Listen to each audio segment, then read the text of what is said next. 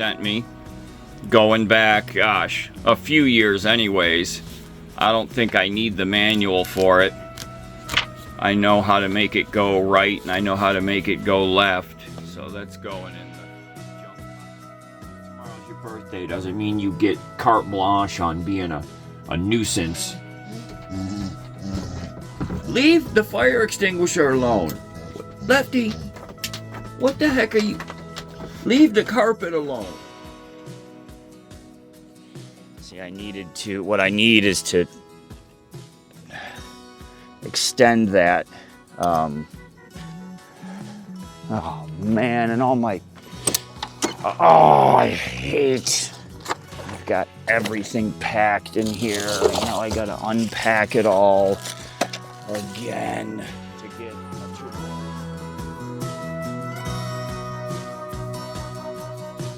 Hi everyone. Well, this is the end of Quartzsite for 2024 and 2025 winter season. So I've got the packing up routine. I've got some last clips of the last few days before we packed up and got out of there. And I hope you all enjoy this. We had a good winter season down there, but I did learn something, and what I learned is going to be coming up in a later video. But this is all just about packing it out and bringing the season to a close. So I hope y'all enjoy this. Sit back and relax and watch me do some goofy stuff like usual. So I was just digging through my paperwork. I have a milk crate that has all of my important documentation. Way too many user manuals. You know, if you can't find the user manual for a device or a piece of gear online, then I'd be really surprised these days.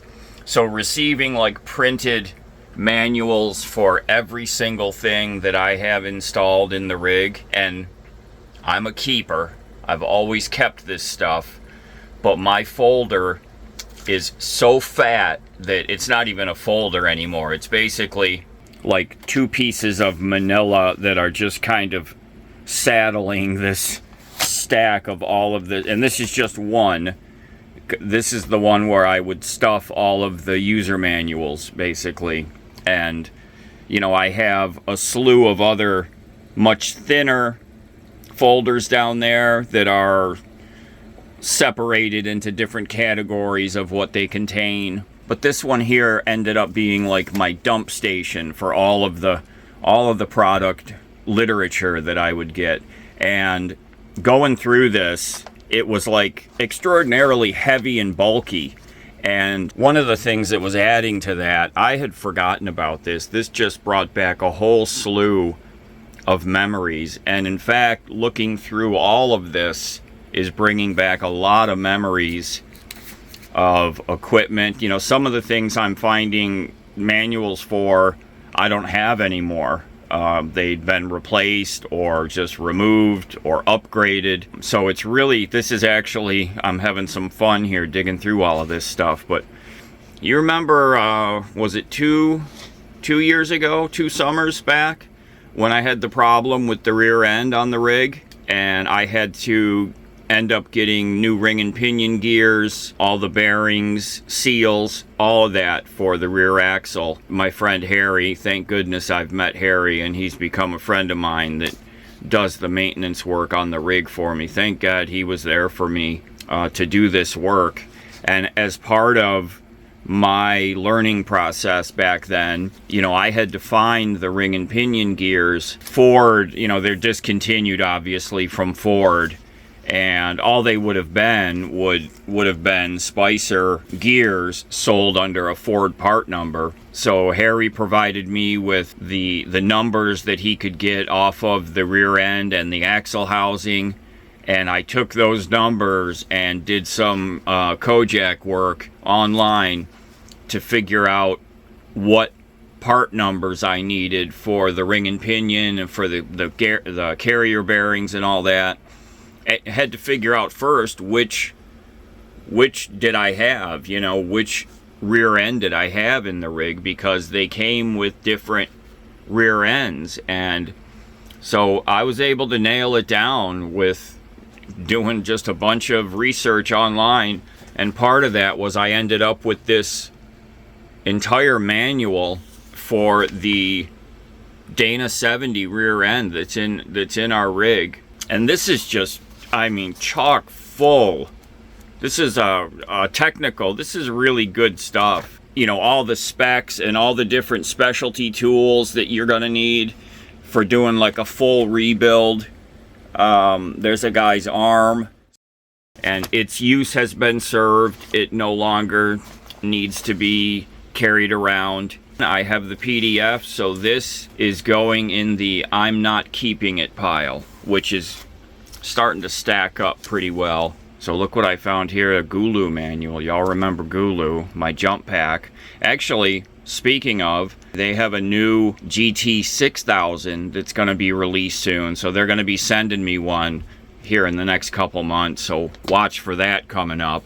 And I found 4 diesel heater manuals from all the different versions of these heaters that I've installed over the years. Look at that, a sticker that you can put on your rig showing that you're protected by a Viofo dash cam, which I am for sure.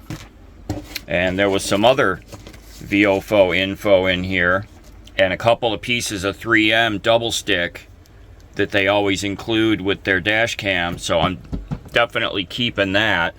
And I have a couple of Woobin brand flashlights. I've never talked about them on the channel. And that's my fault, because they are really high quality, but I don't want to step on the toes of Olight, so I'm going to continue to not talk about Woobin. So I'm going to continue to go through this. I have a feeling that by the end it's going to be a heck of a lot slimmer. Now there are some things that I am going to keep, like this Woobin manual came with a couple of O-rings for water sealing. So I want to keep that, and I want to keep the O-rings with the booklet. Otherwise, I'll never know what these O-rings are for if I just throw them up there in my junk drawer, because it's overflowing already. So that I'm going to keep. I'm keeping this Ampril-Start manual because Ampril-Start, the business shut down. Unfortunately, the founder, the owner, the sole proprietor, he passed away. And the Ampril-Start is no longer being sold, and the company has discontinued. That's sad to hear, because that Ampril-Start has really helped us since I installed it. You remember, this thing takes some of the solar system, my house battery bank, and it uses that power to trickle charge the cranking batteries and keep them topped up. You know, like a lot of us that have these rigs with a lot of gadgets and doodads and whiz bangs, you get some parasitic voltage draw for some reason. And when we would sit for 2 or 3 weeks without running the rig, and then I'd go to start it, especially if it was like a cold morning, oh, sometimes it just didn't want to fire right up. You know, it always did, but it was cranking slow enough that it became a concern. And I found this Ampril-Start, and since I installed that, we're golden. I never have trouble cranking the rig, no matter how long we've been sitting, and no matter how cold it is in the morning. That's my Ames Power inverter charger and my EP Ever Tracer. You know, these are available online. I don't really need them, but there are a lot of settings information in these that I could access really quickly without having to go online. And, you know, sometimes if there's a stressful situation going on, it's nice to just be able to click open a book and click open a book and not have to click open a website or find a website. Look, I got a book for a DeWalt for my, this is for my drill driver that Tom sent me going back, gosh, a few years anyways. I don't think I need the manual for it. I know how to make it go right, and I know how to make it go left. A lot of fun. So if you all have a pile of stuff like this and you want to take a trip down your memory lane, this is a good way to do it. So I'm going to keep on digging through here and have a little bit of fun. We've got the fan. I just did a quick cleaning on the fan. I just came up with a trick. You know how I periodically have to clean the fan, right? And that on these, that means removing this cage, the screws. But I just came up with a trick. I have one of those mini California dusters that I use up in the dashboard.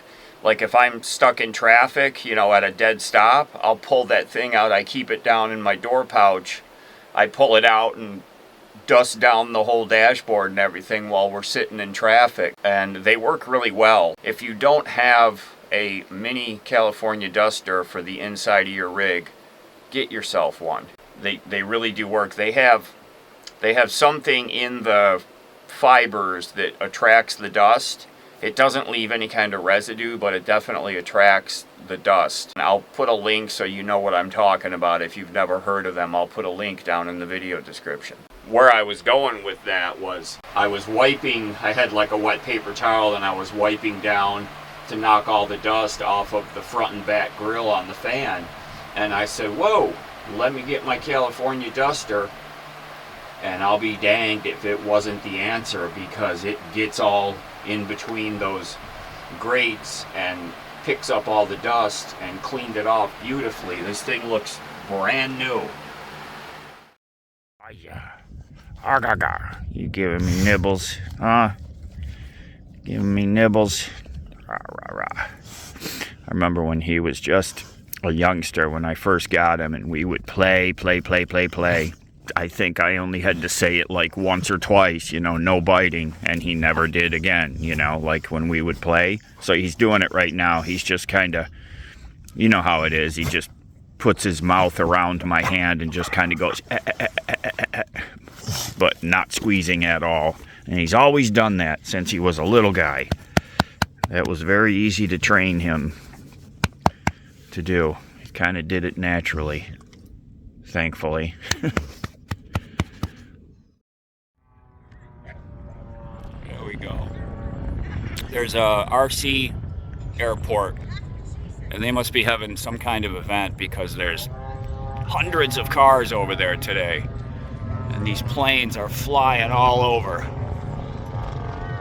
That one sounds really cool.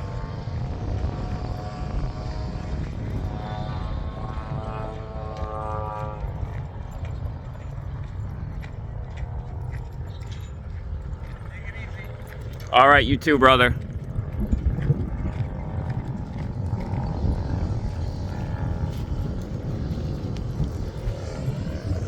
Oh, hello.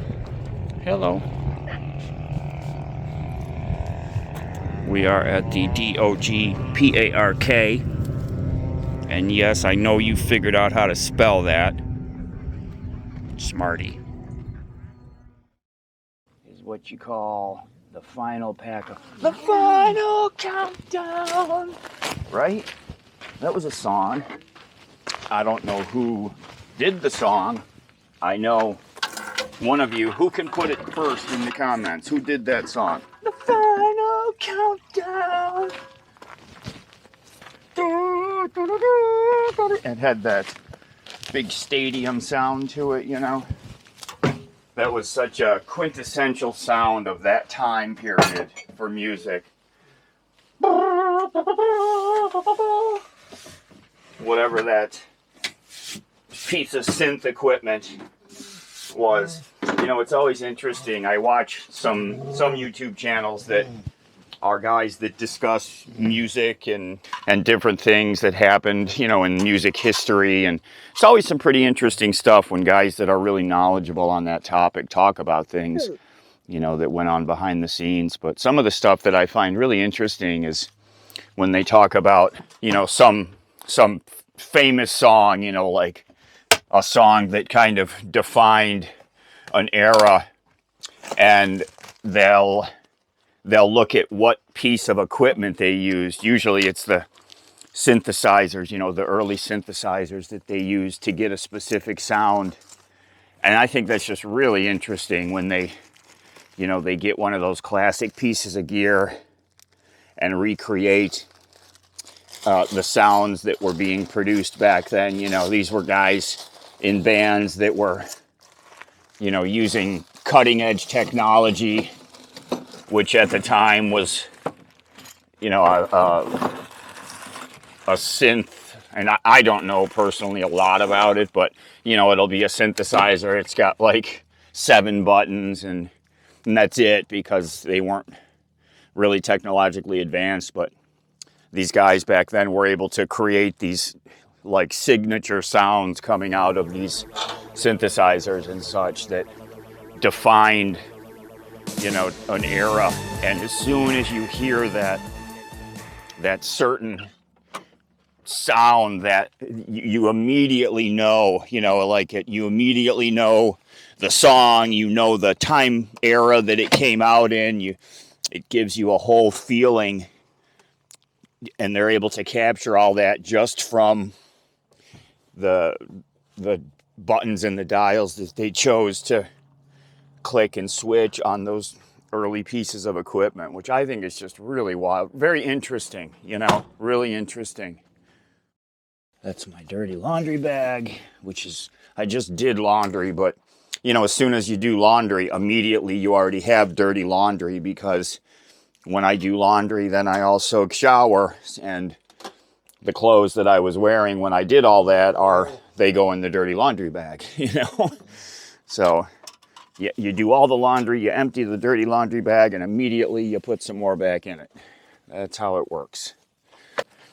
All right, so what I think I'm gonna end up doing is putting my bicycle inside. You know, we just have a 5-hour drive.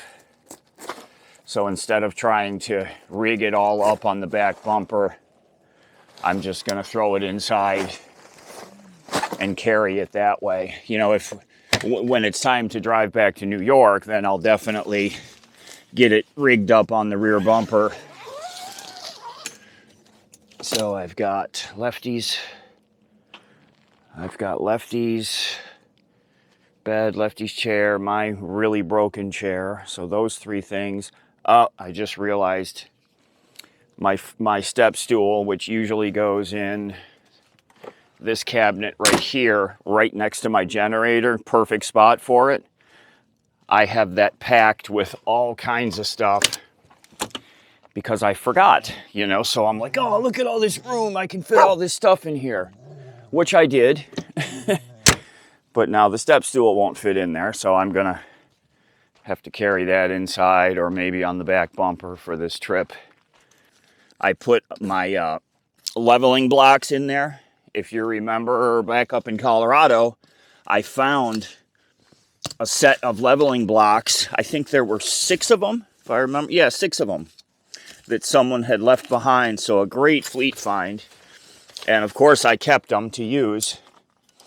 But then in addition to that, Bobby, he has, like, he was given, I don't know, 25 or something from a young lady that he knows, I think back in where he's from in his hometown, that she wasn't going to use them anymore. So he got them all.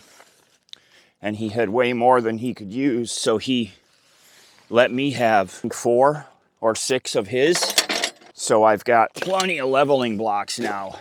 I went from never having any to now having enough to stack the rig up. And see if I can do this in front of the camera, because it's, once you get the hang of it, it's really not difficult.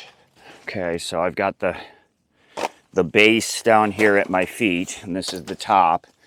I put my feet on the base to hold it down. You grab this, and as you close it, you just kind of fold it over on itself, and you end up with a circle. Yeah, and then this just slides in here. just like that. And then like this is got a bunch of extra cord that's left over from previous rain fly, extra mat, floor mat. Yeah, so this is all. Don't come stand on it. I know you want to. His flat thing on the ground radar just went off and he came running over here to stand on this. You booger.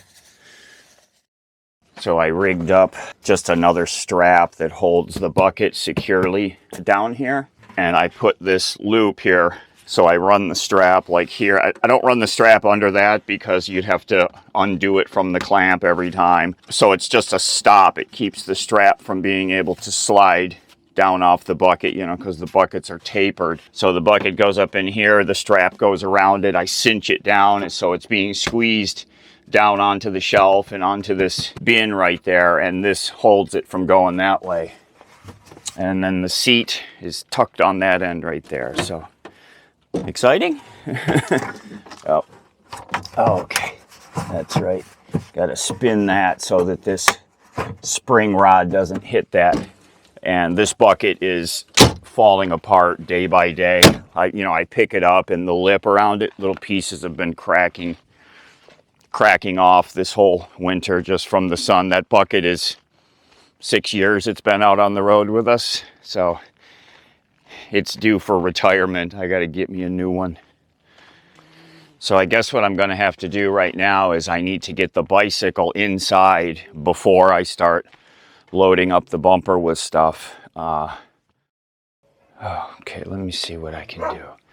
So the bike is just basically going to stand in here, and I'll just kind of lean it over this way. So Lefty's bed takes up a lot of space. He doesn't usually lay in the bed at all while we're driving. He spends his time up in the cab. Sometimes he lays back here in the carpet area, but he doesn't ever come back here because I would imagine it's quite, floaty back there when we're driving. Hey, come on, dude. I've got a little brake noise on this bike, front brake, that I need to figure out. Jeff tried to fix it for me, and he thought he had it, but it didn't take. Okay, that's fully inside. Yeah, that's an idea there. Laying it right into his bed. What the heck? How did that get so loose all of a sudden? Did you figure out how to loosen my camera from the mount? It was like 8 turns loose. I hope you can see that. The bike is in here, laying up against his bed, which is perfect. He knows what's going on, but he ain't handling it very well. Calm it down, brother. That's all. Just calm it down. Okay. So I come at it and then just dip the front wheel around it real quick. Kind of line it up. Now as the thing rises, it has an arc, so it doesn't come straight up. So you position it kind of out farther than the jack platform, because as the platform comes up, it goes that way as it's going that way by design. So now, as long as Lefty doesn't get in my way, I can just scoot around here, front braking it to keep from rolling. And then I see how I did with my positioning, and I'm actually pretty dang good.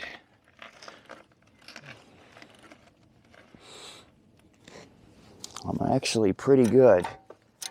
Boom. Look at that. All right.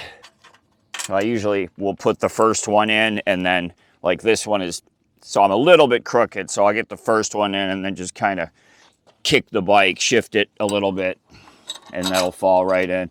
This one I was able to drop the bolt right through the foot peg and right through the mounting hole in the platter here, so that was a good one. I've had sometimes where I haven't done so great on the mounting, but that one worked out pretty good so far. Yeah. And then I always tighten this thing down, get it mounted, and then we start driving. I go, you know, through the bumps over there, and then I stop, get out, tighten these things back down because the bikes shift and it settles a little, you know. And then I'll do that again after the first time we stop somewhere. I'll come back, and they usually could use a little snug at that point. So now I'm going to go the rest of the way up. See how I did.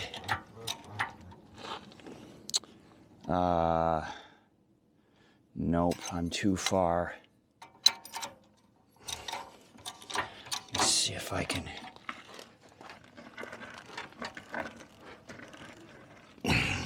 Okay, right there. Let's see if this is gonna work though. Let me try it before I.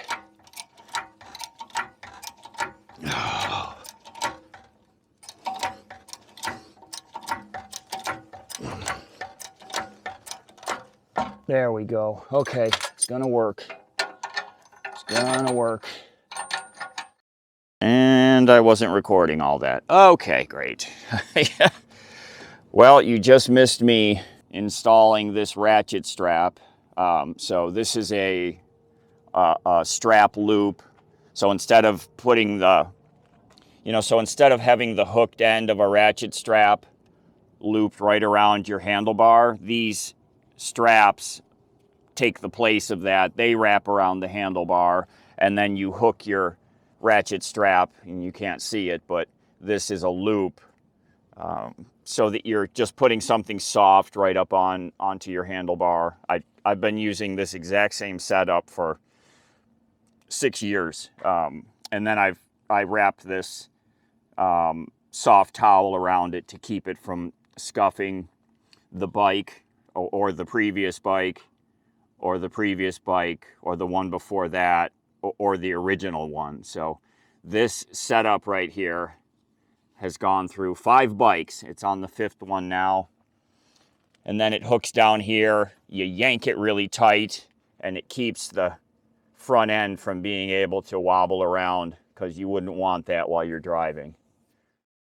Yeah, I'm not trying to call this perfect or anything. It's far from it. But for a quickie, I need to figure something out kind of thing, I think we did all right. Having these makes all the difference. I could stand the bike up. These would hold it steady. I don't know. I'm gonna call it quits right here and leave it right where it is like that. I don't see any problem with it. Lefty's bed is helping us out, so that makes me feel good. I think we're just gonna leave it just like it is. All right, so what we're gonna need to do, I'm looking at this area, and I think my step stool will fit right in here. Problem is, that's where my tent always goes. We're gonna the first thing we gotta do is we've gotta make sure that this thing folds up, because Ben, the guy that welded this, and thanks again, buddy, I really appreciate you doing this. It's obviously been working for us, but like when he was here, when he dropped it off, and I start messing with the hinge part, he's like, "Oh, no guarantees on that." He goes, I'll guarantee that it'll hold you up when you step on it, but no guarantees on the folding part." So let's see what we get. So these have a really simple push pin system. Same thing for, this is where you can extend the length of these. That's what makes these cool. You can actually make them shorter or taller. So if you push in on this one, it also pushes in that one, which then lets you close. So let's see. Oh, well, there we go. And that's one that he did a lot of welding on, because this was really broken. This one he did a little bit. 2 for 2. And I have sweat running down the inside of my glasses.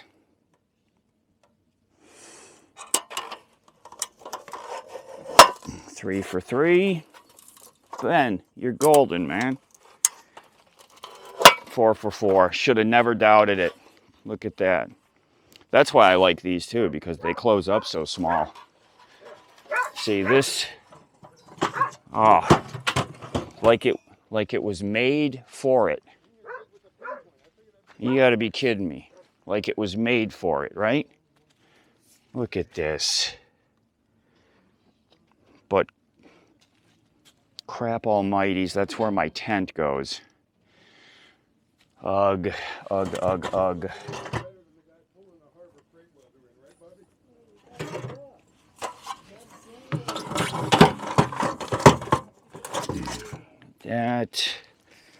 That's not gonna work.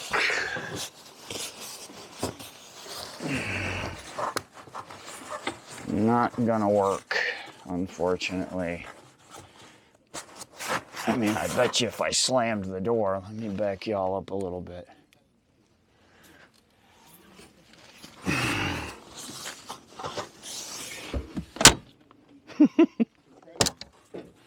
It actually fits. It's a squeeze, and I can see the door is a little bulgy. You know, it's not like closing all the way, but if I had to, I could do this. Hello. Are you talking to the dog? I'm talking to the folks. I can't hear the, I can't see the dog. He's up here somewhere. This way. Come here. Come on. Stay right here. That's it, buddy.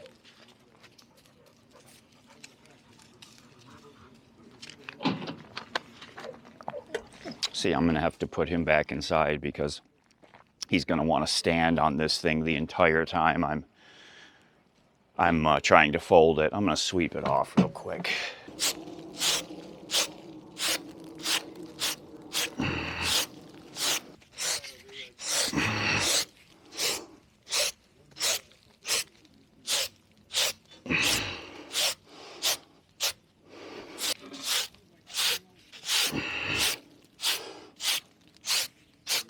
Okay.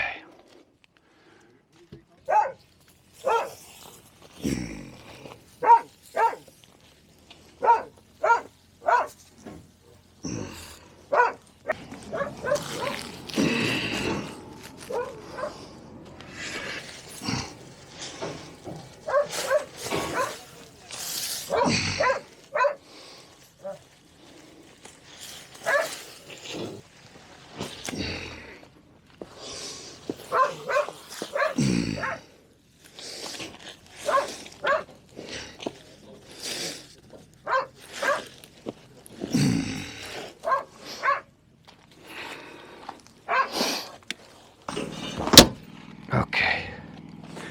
All right, I've got one bungee left, or one ratchet strap left. We're gonna be fine. We're gonna be fine. That was.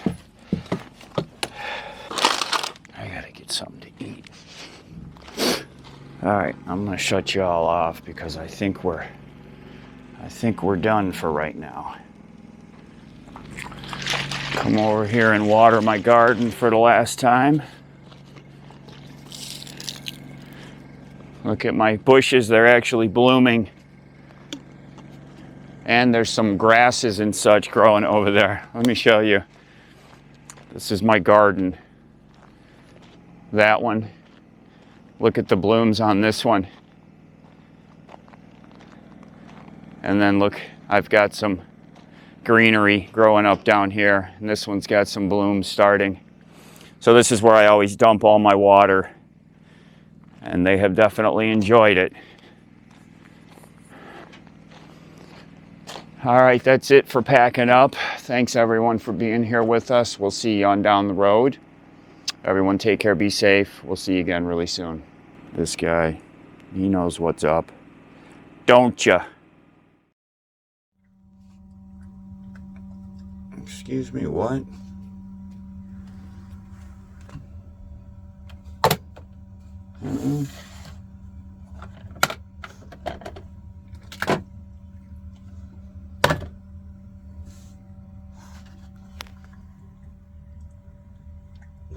Hello.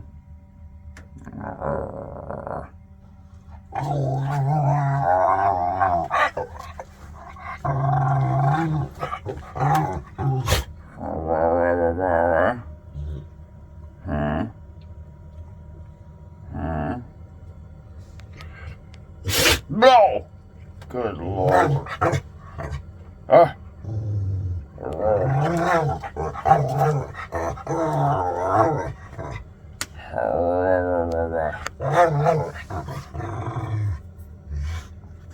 Are you okay? Hmm?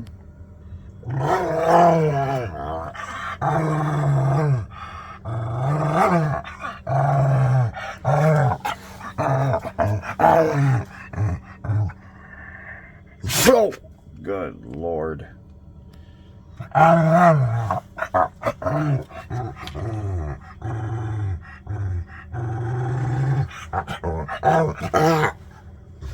What are you doing? You are such a Riri. What? Are you stuck under there? Huh? What? Come on. Come on. You can do it.